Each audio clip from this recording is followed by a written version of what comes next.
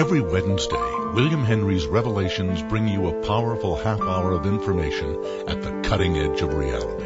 Information that you cannot find anywhere else in the world. And now, here's William. Welcome, everyone. I'm getting really excited. The first Revelation Symposium is just a few weeks away. Graham Hancock and Whitley Strieber will be joining me in Nashville May 17th through the 19th for the unveiling. Graham will be giving us a special bonus presentation, an enriched version or enhanced version of his controversial and censored presentation given at the TEDx conference in Whitechapel, London, England in January 2013. TED is the ultra-popular leading-edge science forum. The organization punched itself in the face when it pulled Graham's talk on the war on consciousness, along with the one given by Rupert Sheldrake on the science delusion, from its website, citing factual and scientific errors, none of which they were subsequently able to substantiate. TEDx faced massive global outrage by its supporters at the quite nasty censorship and persecution of Mr. Hancock and Sheldrake. Suddenly, Hancock and Sheldrake found themselves among the world's most controversial and supported people. Here today to tell us all about how that felt and more is Graham Hancock. Welcome, Graham. Hi, William. Good to hear your voice.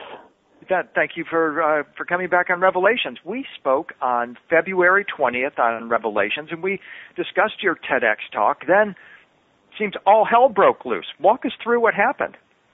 Yeah, I mean, it was a very, very surprising thing. My talk on the TEDx YouTube channel was doing very nicely. It had got up to 132,000 views after 2 or 3 weeks. And then suddenly, TED decided to take it offline, and they took off another popular talk, which was Rupert Sheldrake's talk on the science delusion, at the same time. And it turned out that the reason why was that a bunch of anonymous individuals on their quote-unquote science board had decided they didn't like our talks. And they invented all sorts of bogus reasons why the talks they claimed were filled with factual errors and pseudoscience. But Rupert and I were able to completely refute all of those reasons, indeed so effectively that TED had to cross out on their website the reasons that they had given for taking our talks down in the first place, and yet still they would not reinstate the talks on their YouTube channel. And really, what it comes down to, we've come to realize, as this whole thing has blown through, is attitudes towards the mystery of consciousness. And it seems that TED is advised and effectively run by people who have a very narrow, limited, materialistic view of consciousness. They're people who are convinced that consciousness is, as they put it, an epiphenomenon of physical brain activity, that in fact consciousness is a kind of illusion. It is nothing, it's an accident of evolution that we have consciousness in their view. These are people who believe there is no transcendental meaning to life, no purpose to life, that everything can be reduced to matter, that when we're dead and nothing continues, that there is no such thing as the soul, and so on and so forth. And they've got mixed up in their minds with the feeling that that is science when they express that view. They think that they're actually stating facts. Although when anybody looks dispassionately at the problem, we realize that these people are not stating facts. They're simply stating their opinions because nobody knows one way or the other on these mysteries. But both Rupert Sheldrake and I expressed a very different view of consciousness, that consciousness may be a fundamental property of the universe, that it may manifest on this plane through the human brain, but is not necessarily generated or manufactured by the human brain, that the relationship of consciousness to the brain may be more like the relationship of a TV signal to a TV set than to a factory, making cars. And that, it appears, went up against the fundamental dogma of materialist science, which we have now discovered rules TED. And for that reason, because we opposed that dogma in our talks were taken down. So this is a purely ideological issue. It was exposed as not being based on any facts once TED had to retract all of the statements they made. And therefore, we're dealing simply with ideology here, rather as Giordano Bruno or Galileo were dealing with ideology in the 16th century when they championed the Copernican view of the solar system against the Earth-centered David view. and Goliath comes to mind too. I mean, you took down a one-eyed giant. Yeah, it really was a most extraordinary thing. And I have to say that had it not been for the Internet, had it not been for the widespread public support that Rupert and I received from open-minded, good-hearted, free-thinking people all over the world who were outraged by what TED had done, TED would have got away with this. They would have just quietly got rid of us, and nobody would have been any the wiser. But the fact is that what TED were not taking account of is that people in the 21st century think for themselves and have their own views and do not need to be told what to think by an anonymous paternalistic science board and want to make up their own minds. These include people who don't necessarily agree with Rupert and me at all. They don't have to agree with us, but they champion our right to express our views. And I found that very heartening and very encouraging. And I think it is an important moment. It's not important because of me and Rupert as individuals. It's important because of what it stands for. It's one of the first times that the bastion of materialist science has been seriously undermined in the public eye. Very often, these so-called skeptics, as they describe themselves, these materialist reductionist scientists, manage to win these battles, and they insult and they humiliate their opponents, and they sound so pompous, and they're Dr. X and Professor Y, and everybody seems to believe them. But on this case, they were exposed as just completely idols with feet of clay, and they completely lost this struggle. And I think it's a sign of a paradigm shift that is now underway. And soon afterwards, just in the last week, on the Huffington Post, a whole group of scientists, headed off by Deepak Chopra, but Stuart Hamerhoff and Neil Tees and many, many others, leading scientists who study consciousness, wrote to the Huffington Post to support Rupert Sheldrake and myself and to argue that TED had absolutely done the wrong thing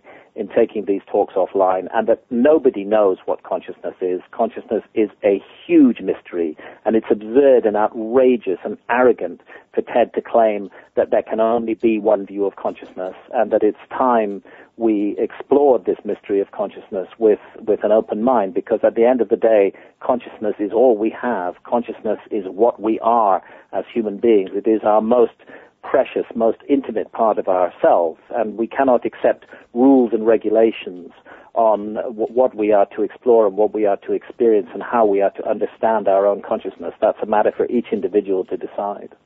As probably Chopra wrote, or one of the other authors of that piece wrote, what the militant atheists and self-described skeptics hate is a certain brand of magical thinking that endangers science. In particular, there is the bugaboo of non-local consciousness, which causes the hair on the back of their necks to stand on end. A layman would be forgiven for not grasping why such an innocent-sounding phrase could spell danger to good science. The reason becomes clear when you discover that non-local consciousness means the possibility that there is mind outside the human brain, or even outside material reality, that a conscious mind is in some way intrinsic to the quantum universe, and that we are all quantum entangled. Exactly. Declaration of Independence, right there. Exactly, beautifully put, and that is what this is really all about. This is about the realization that we are poised on the very edge of a huge paradigm shift, and the paradigm that has sought to reduce everything to matter and to insist that there is no meaning or purpose in life, that we do not have souls, that there is no life beyond death, that mind cannot exist outside the body. That paradigm is nearing the end of its days.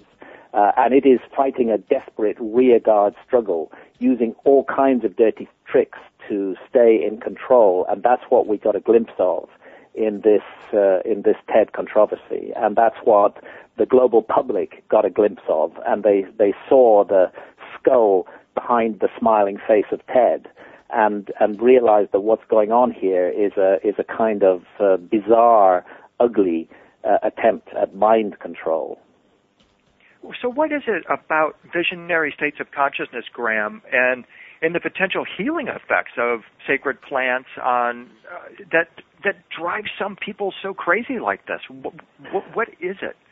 Well, I think it's the very notion. You see, I think we have to go into the history of this a little bit and understand where science comes from. Science, at one point, and still in many ways is, a useful, valuable thing. Let us not deny that. Let us agree that science brings us many benefits and many positive things. And if you go back to the 16th century when people were being burnt at the stake as witches, or burnt at the stake indeed for believing in the heliocentric solar system, it was advances in science that demolished that dark age and that ended that period of ignorant superstition. But I think what happened was, as science moved on, that science itself became a kind of religion. It became a kind of dogma, and it's so proud of its achievements in abolishing the superstition of the Middle Ages that it's kind of allergic to anything that sounds like magic or the supernatural.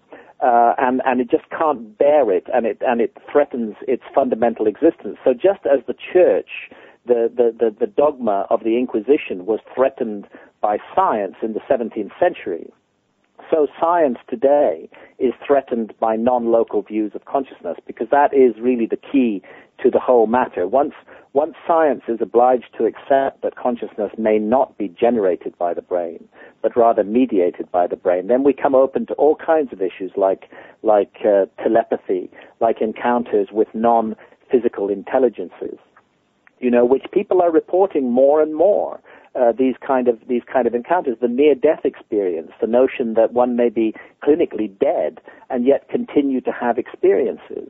There's overwhelming evidence for this, which materialist science is just turning a blind eye to at the moment, because if that is so, then the whole edifice on which materialist science has been constructed falls apart, and something new, and I would say something more nurturing, something more cognizant of the human spirit will come into play. And we're at one of those cusp moments in history when that great struggle between two paradigms is underway. 100 years from now, 200 years from now, people will look back on it and they will say that materialist science, they were so ignorant, they were so entrenched in their ways, they were just like the Inquisition.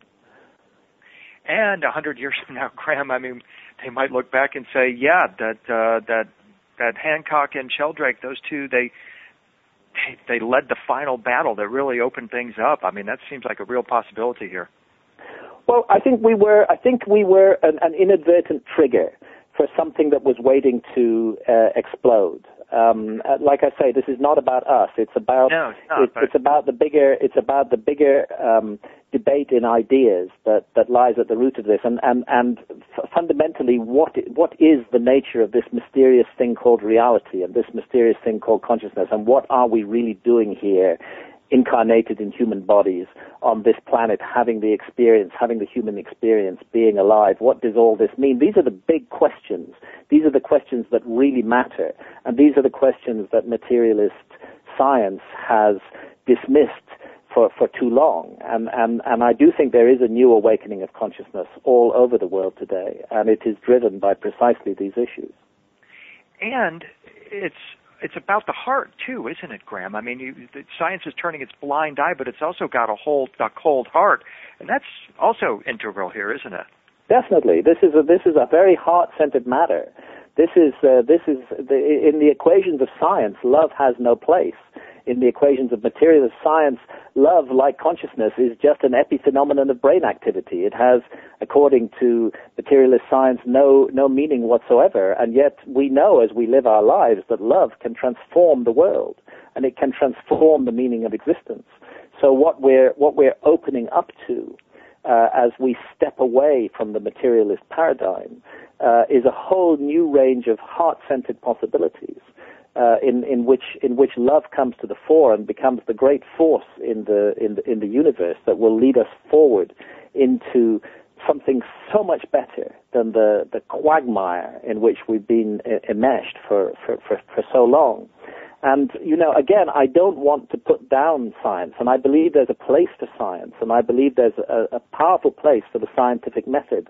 The mistake they're making is to say that's all there is, and that there is no other way of looking at the nature of reality.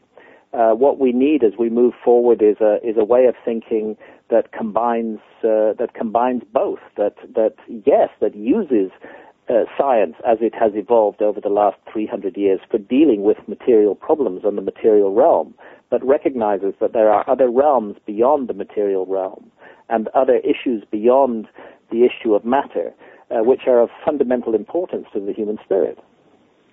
Graham, we're going to take a quick break. When we come back, let's talk about your presentation at the Revelation Symposium, the unveiling, May 17th through the 19th in Nashville, Tennessee. You all are invited. We'll be right back. William Henry on the Judgment Day device, Graham Hancock on Lost Worlds, Whitley Strieber on the Soul and the Visitors. What's the connection? Come to the Revelation Symposium in Nashville, May 17th through the 19th. Go to unknowncountry.com, click on the Revelation Symposium poster on the left or right of the main homepage, or call William Henry at 615-292-5397. That's 615-292-5397. Get your tickets now. They are going fast. Unknown Country offers you more than any other website of its kind in the world. Join our community. Subscribe today as low as $3.95 a month. You need us, and we need you. This is Revelations. We're continuing with Graham Hancock. Graham, for the Revelation Symposium, more on altered states, good and evil, parallel realms, and the human future. Yes. Well, I'm now going to be giving 3 talks at the Revelations Symposium, and the first of those talks is going to look in depth at this whole issue of altered states and good and evil. Many people argue that there is no such thing as good and evil, but I've come to the conclusion over many years, I accept I may be wrong, but I want to put my point of view and evidence in my presentation that there is duality in the universe, and that there are such things as good and evil, and the predicament of the human soul is to make choices between those two things. I accept that beyond that there indeed is a greater unity, and that we are all striving towards oneness.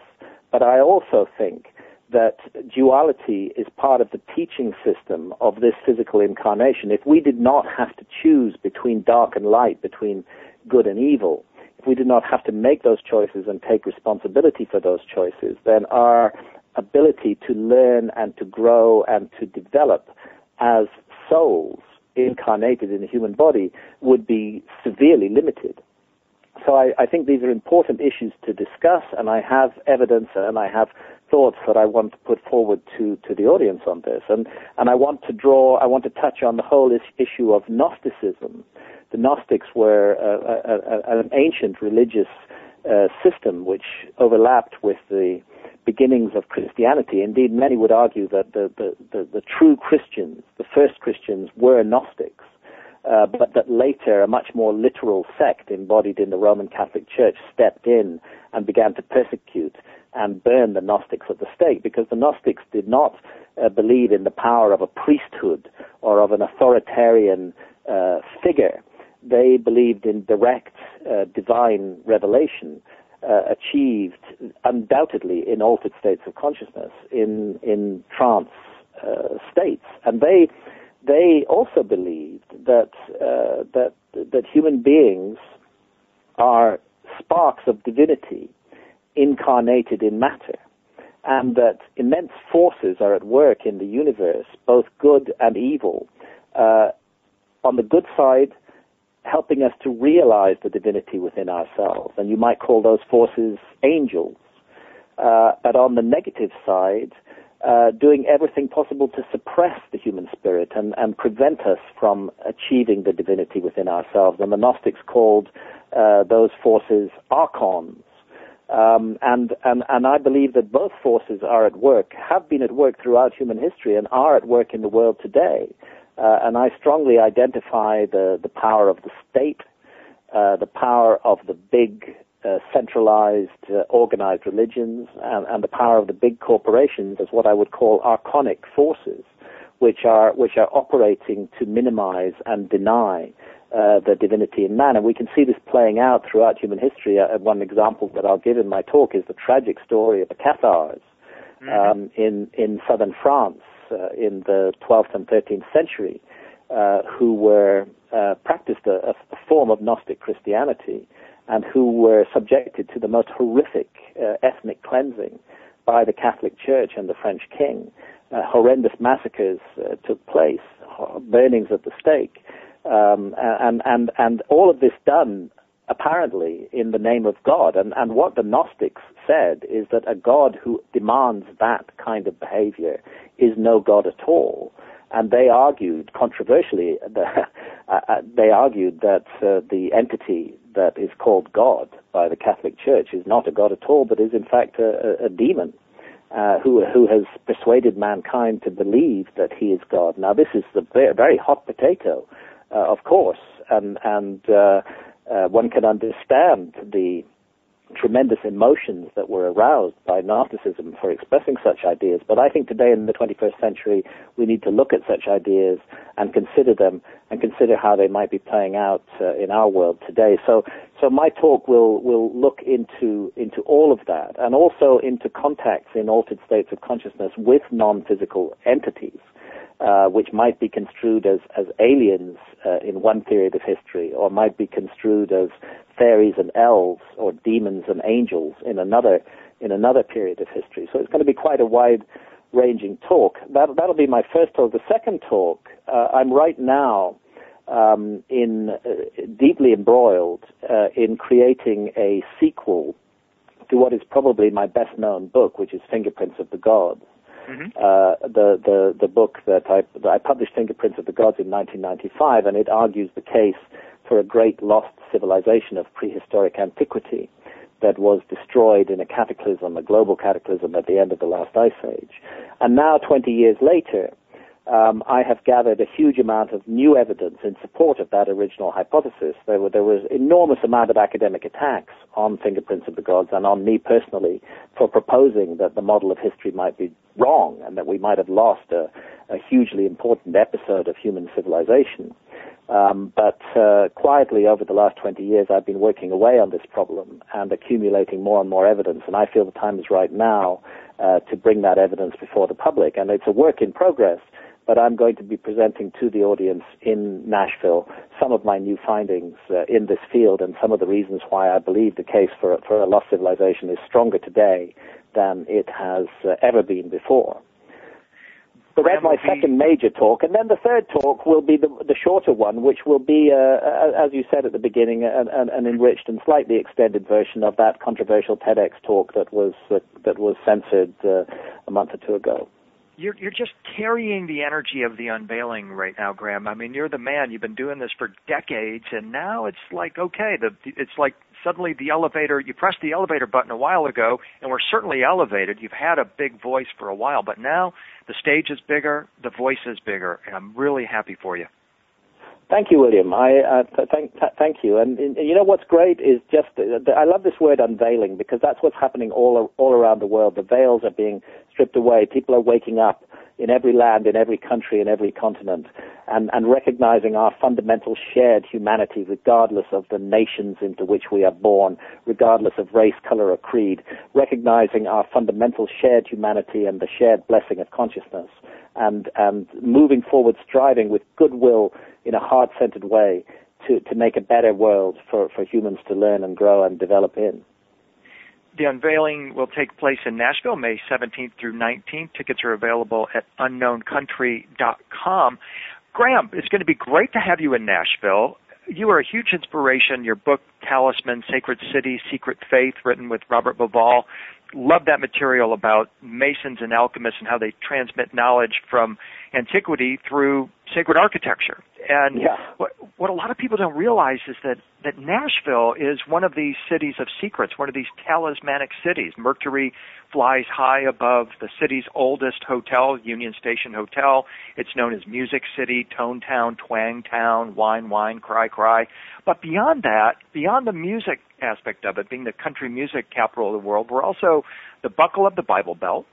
We are also home to, replicas of two healing temples or mythic temples from the ancient world, both among the finest in existence. One is a scale replica of Athena's Parthenon from ancient Athens, complete with the tallest indoor statue in the Western world, a 42-foot tall statue of Pallas Athena, accurate to an eighth of an inch, in fact, this temple.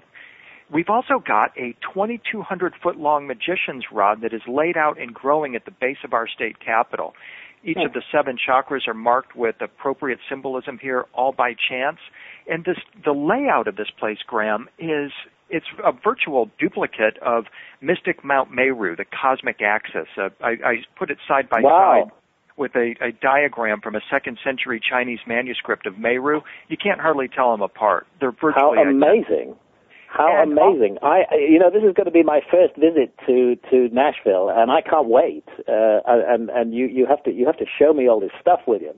Oh, I'll be happy to. It's really exciting. It's a nice benefit for people coming to Nashville for our event, as they can poke around these temples and feel the energy of this place. It's really palpable. If you can't get to Egypt, if you can't get to Peru, come to Nashville. We've got these sacred temples that radiate this divine energy because they're replicas of these ancient temples that had that purpose. So wonderful. You've got the music as well. And we've got the music as well. Nashville's really hot right now with the TV show, and people love to come here, do the honky-tonks. It's all right near our venue. The Scarlett Bennett Center is just a 10-minute cab ride from downtown and most of the major music venues. So people can have, a great time diving into the mysteries, and they can go kick up their heels at night if they like. Fantastic. And the thing is, it makes me wonder, Graham, as I'm doing I do tours of the Bicentennial Capitol Mall, as it's called. That's the 2,200-foot long magician's rod, and it's interesting, Graham, because there's a timeline that is composed of these giant black monoliths that mark off time in 10-year increments, and it tells the history of, the timeline matches up to a book written in granite that tells the history of the state of Tennessee beginning in 1996 and going back 1 billion years. Oh, wow. And, of course, the timeline has to accelerate with that because, you're talking about covering a vast distance of time.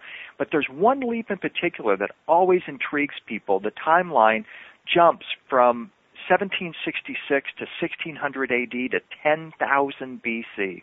And then you go over to the timeline and you read the book, and it says in 10,000 BC, humankind was settling complex society, and we're foraging for food and all this kind of thing. And you look at that and you go, no, wait a minute, 10,000 BC, something else really powerful happened about that time. And they weren't just settling society, they were resettling, weren't they?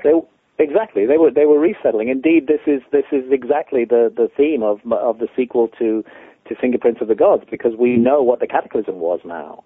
And it happened in 10,900 BC.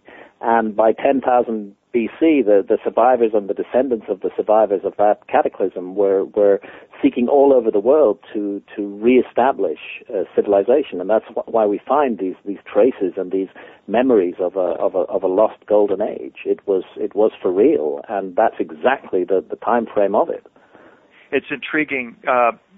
Dr. J.J. Hancock has a well-known book, channeled book called The Keys of Enoch. He has a map in there where he lists 12 sacred cities in the ancient world that were sort of repositories of wisdom. He starts in the Giza complex, shows a place in the middle of the Atlantic where some presume Atlantis to have been located. He shows one near Lourdes, France, near Rennes-le-Château, approximately Cathar country.